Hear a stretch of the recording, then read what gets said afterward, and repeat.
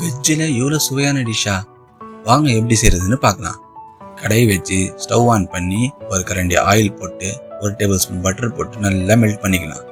இப்போ ஆனியனை half cook ஆகிற வரைக்கும் போட்டு வதக்கிடலாம். இப்போ கொஞ்சம் இஞ்சி பூண்டு பேஸ்ட், தக்காளி, முந்திரி போட்டு கொஞ்ச நேரம் நல்லா குக் பண்ணிக்கலாம். அப்புறம் கொஞ்சம் மஞ்சள் தூள், மிளகாத்தூள், தனியாத்தூள், கரம் மசாலா அண்ட் சால்ட் போட்டு நல்லா மிக்ஸ் பண்ணிக்கலாம். அப்புறம் 1 டேபிள் ஸ்பூன் சுகர் போட்டு மிக்ஸ் பண்ணிக்கலாம். அதுக்கப்புறமா 1 கப் வாட்டர் போட்டு மிக்ஸ் பண்ணி நல்லா குக்காக விட்டுடலாம். என் சேனலை இன்னும் யாரை சப்ஸ்கிரைப் பண்ணியும் சீக்கிரம் சப்ஸ்கிரைப் பண்ணிட்டு பாருங்க.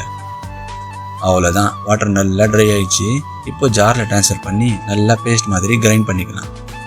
இப்போ கிரைண்ட் பண்ண கிரேவியை ஜல்லியில் போட்டு டொமேட்டோ சீட்ஸ்லாம் வராத மாதிரி பவுலில் எடுத்துக்கலாம். இப்போ அதே கிரேவி செஞ்ச கடையை ஸ்டவ்வில் வச்சு அதில் கொஞ்சம் பட்டர் போட்டு அரைச்சி வச்ச கிரேவியை போட்டுக்கலாம். அப்புறமா பன்னீரை பாக்ஸ் ஷேப்பில் கட் பண்ணி அதுவும் போட்டுக்கலாம். இன்னும் டேஸ்ட்டுக்கு ஃப்ரெஷ் க்ரீம் போடணும். நான் அதை இல்லைன்னு கொஞ்சம் மில்க் ஆட் பண்ணிக்கிட்டேன். அவ்வளோதாங்க, சூப்பரான பன்னீர் பட்டர் மசாலா ரெடி. எங்கள் அம்மா கிட்ட சொல்லி ஃபுல்காக ரெடி பண்ணிக்கிட்டேன். நான் பன்னீர் பட்டர் மசாலா செஞ்சே டயர்ட் ஆகிட்டேன். நான் சமைக்கும் போது தான் தெரியுது குக்கிங் எவ்வளோ கஷ்டம்னு. கிச்சனில் நின்று சமைக்கிற எல்லா பெண்களுக்கும் என்னுடைய சல்யூட். இப்போ ஃபுல்காவும் பன்னீர் பட்டர் மசாலா ஒரு பிளேட்டில் போட்டு வாங்க டேஸ்ட் பண்ணலாம். வா, டேஸ்ட் செம்மையாக இருக்குது. பன்னீர் எல்லாம் சாஃப்டாகவும் வந்திருக்கு. ஃபுல்காவோட காம்பினேஷனுக்கு சூப்பராக இருக்குது. நீங்களும் கண்டிப்பாக உங்கள் வீட்டில் செஞ்சு சாப்பிட்டு பார்த்து டேஸ்ட் எப்படி இருக்குதுன்னு கமெண்ட்ஸை சொல்லுங்கள்.